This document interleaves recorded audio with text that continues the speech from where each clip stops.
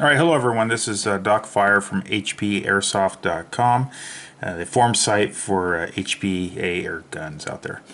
So anyway, doing a little video on doing the rate of fire kit on a Tippmann M4. And so right in front of me right here is the Tippmann M4 buffer spring. This is what's in the buffer tube. And then I have my budget baller brass bushing.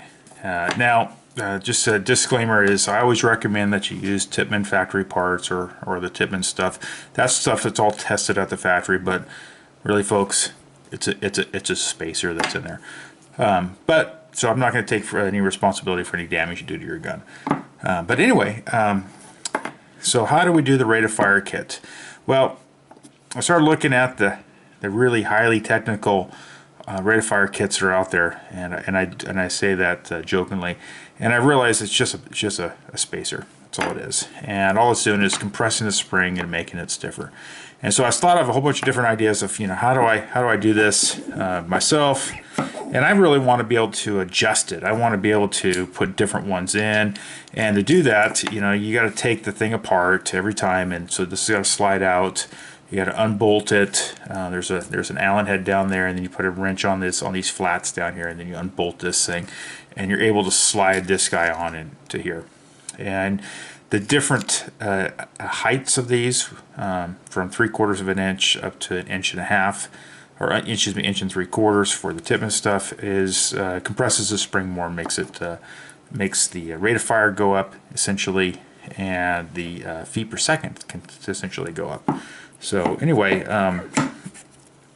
so I started thinking, I go, well, how do I do this without having to take the thing apart? So I thought about, well, hey, let me take this aluminum half off in the back, and I'll machine a couple grooves at the 1 inch and the 1 3/4 marks.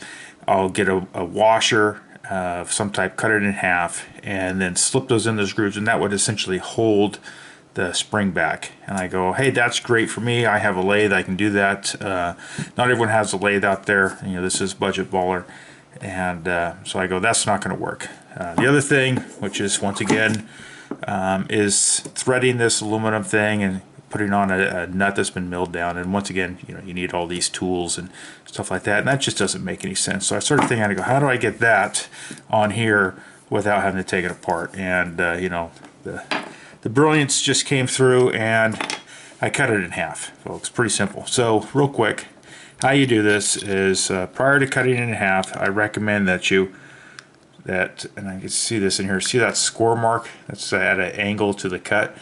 That's just to know when I put these halves together that's the side they go together, because I'm not perfect with a hacksaw and stuff like that. So I figured, hey, look, I cut it in half, everyone has a hacksaw, or if not, their neighbor has one, if their friend has one, or whatever, they have a Dremel tool. Most airsoft folks have those type of tools, basic tools.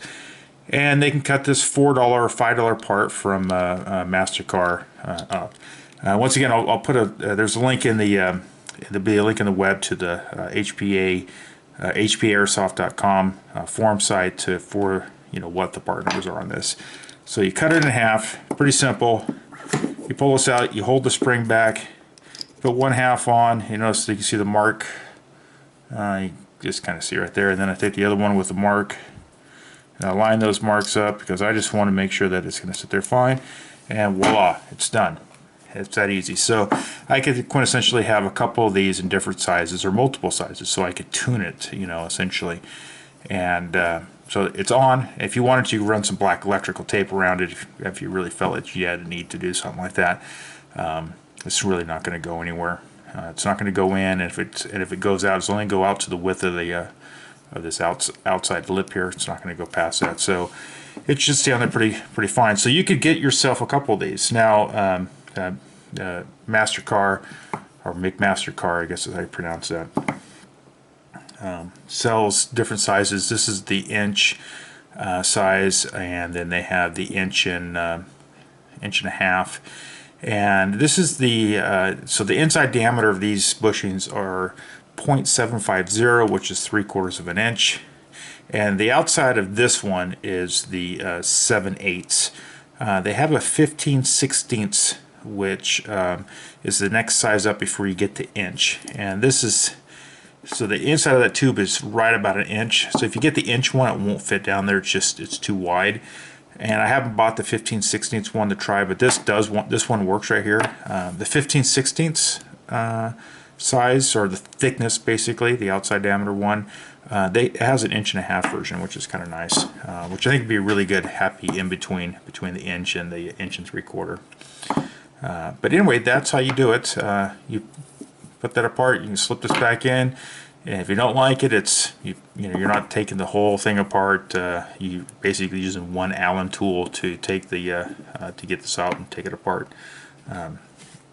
Furthermore, I'll be going into later into a video on how to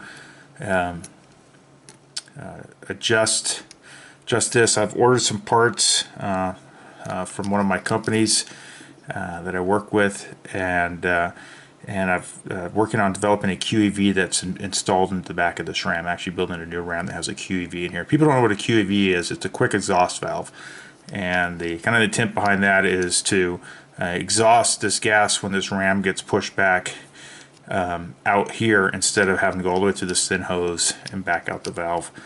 And it just slows the RAM down. I don't know if it's going to make any more, if it's going to affect anything, but there are some parts I'm coming that have some larger diameter fittings, and we'll see if that does anything. Some people say, oh yeah, that will do stuff. The other stuff they say is to make sure everything is functioning smoothly in here. Most of them do function pretty smoothly. When I put this rate of fire kit in, which is just basically the spacer, I didn't adjust this at all, besides the adjustment screw here for rate of fire. I didn't mess with any of the parts. I didn't do any fine tuning on it, and its rapid fires really fast. I mean, it's fast enough for the gameplay that I play, and it's not a Polar Star, but it's a Tippmann mechanical gun, so it's pretty fast.